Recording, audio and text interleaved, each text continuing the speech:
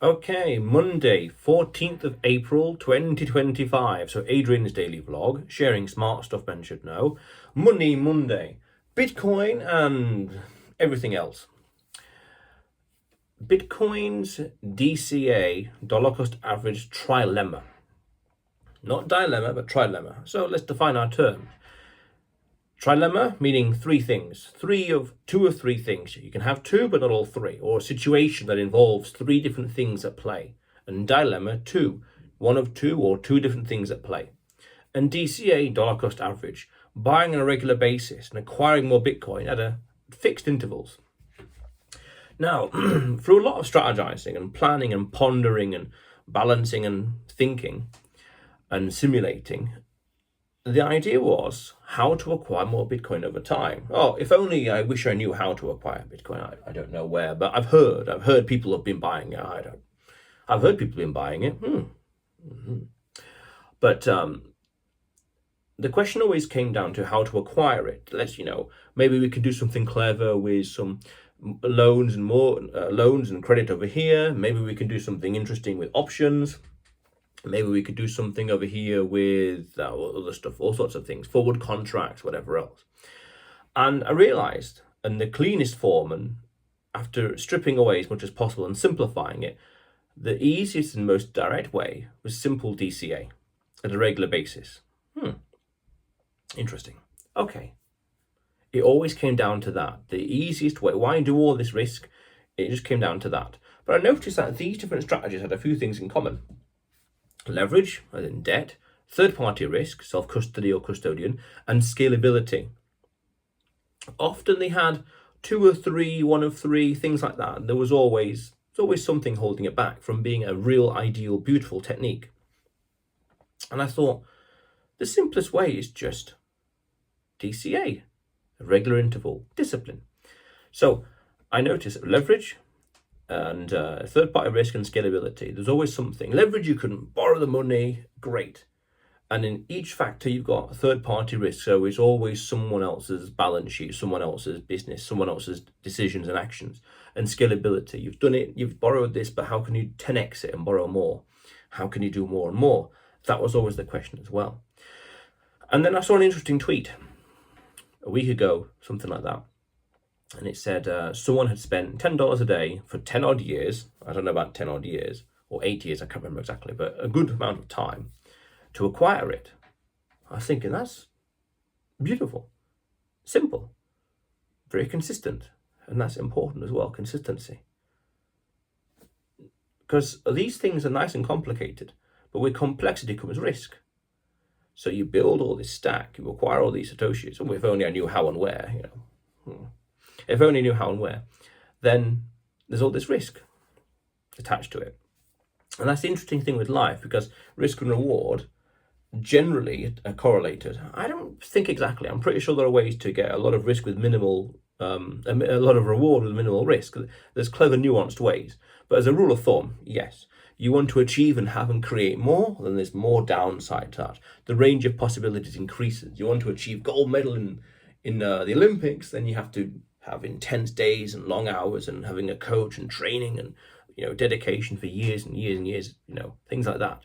But the reward is amazing. So the bigger the reward, the more risk you have to take on, the more things you have to do, you could say. But I noticed with this, DCA was very simple and straightforward, regular intervals. And then you could say, if you want to make it a little more complicated, you could do value DCA. So you look at the chart and you overlay it with, say, Keltner channels. And you think, well, when is it oversold and undersold on RSI or the logarithmic rainbow chart, things like that? That could work as well. But the problem then is you're lacking consistency, as opposed to just continually buying it. You're waiting. Oh, not today, maybe next week. Oh, hang on. A week ago was a good time to buy, but not today. Oh, maybe in 2 weeks' time. To be regular. Again, it works. Just doing $10 a day, equivalent of. But then what's that compared to just DCAing into it? Because also, I saw a tweet a couple of years ago now, 2, 3, 4 odd years ago, something like that. It was on Dylan Leclerc's channel on Twitter. He said that there's never a bad time to buy Bitcoin. Now, if only I knew how to buy Bitcoin. I don't know how. He said, never a bad time. And then you look at the charts, just purely looking at the charts. Look at any 1 year, 2 year, 3 year, 4 year, 5, 6, 7, 8, 9, 10 year chart. And where does the price go? It goes over there.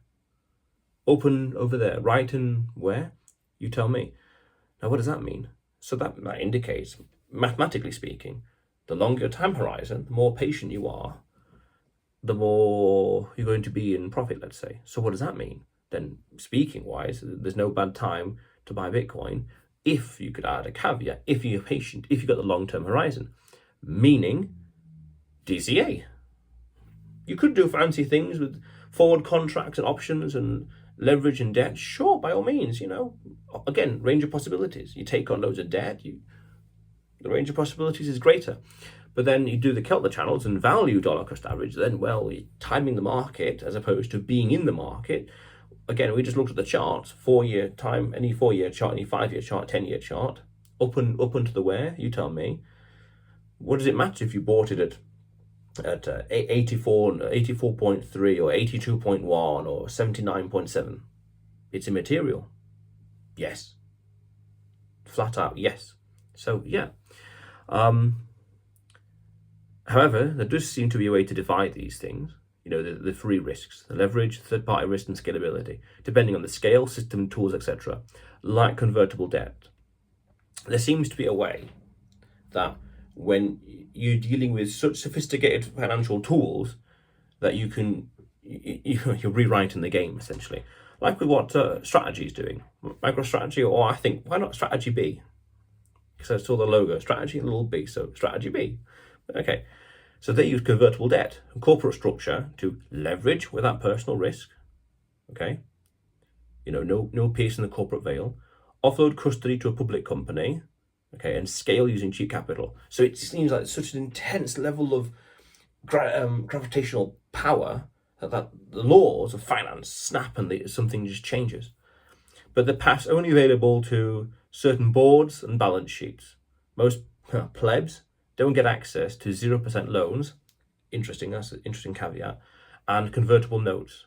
Makes sense. Again, when the gravitational power is so strong of this balance sheet, let's say, the rules of finance snap and just things change, things flip, because it's such intense, such large number of zeros we're dealing with, things just change.